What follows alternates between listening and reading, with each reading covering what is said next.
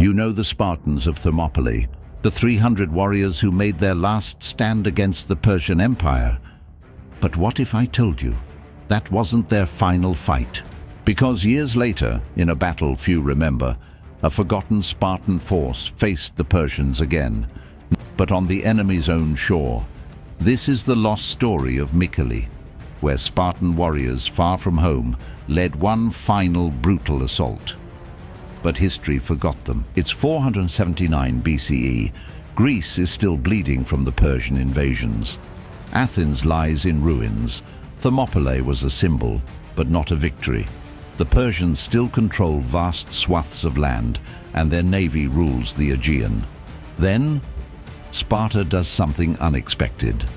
They send a new force, led not by famous kings or elite hoplites, but by younger, lesser-known warriors. Some were barely men. Some were perhaps not Spartans by birth, but by choice, by cause, by desperation.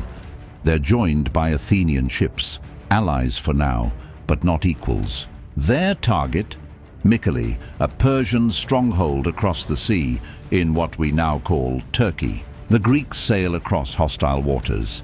Every mile brings them deeper into enemy territory. Mycale isn't just another city. It's symbolic, a camp near the old Ionian cities that once spoke Greek, before Persia crushed them. The Spartans march inland, and there, on a narrow coastal plain, they see the Persian camp, vast, fortified, defended by men who had crushed rebellion after rebellion. The Persians burn their ships, they reinforce their walls, but the Spartans, they smile, because now they don't have to chase the enemy. The enemy is trapped. The Spartans charge with a fierce determination. No ships, no retreat, no cavalry, just pure bronze, muscle, and an unyielding rage. What unfolds is pure chaos. The Persians are fighting tooth and nail to defend their walls, but the Spartans are relentless, breaching them house by house.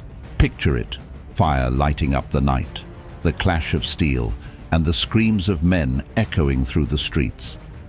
Those who fought at Plataea later said that Mycale was even worse. Some stories tell of Greeks carrying branches to shield themselves from arrows, a desperate and primitive tactic. Others claim the Persian general cut and ran before the battle was even over, leaving his men to face the fury alone. In the end, the camp burned to the ground, taking with it the Persian dream of conquering Greece. It was a brutal reminder that sometimes heart and grit can overcome sheer numbers. So why don't we remember Mycale? Why aren't these Spartans immortalized in film, marble, or myth? Because victory is boring. Thermopylae was a tragedy, a doomed last stand.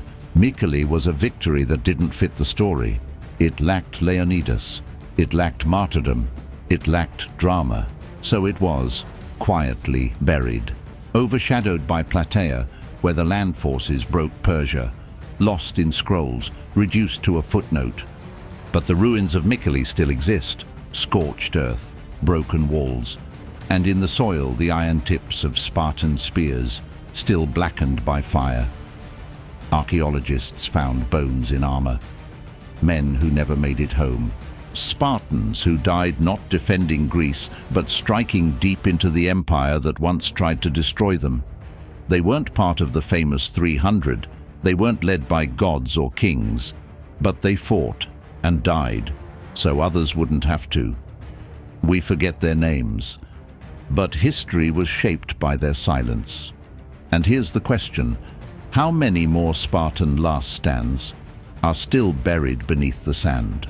Subscribe for more forgotten battles, ancient mysteries, and the untold warriors who shaped the world. Thanks for watching and for your encouraging likes and comments.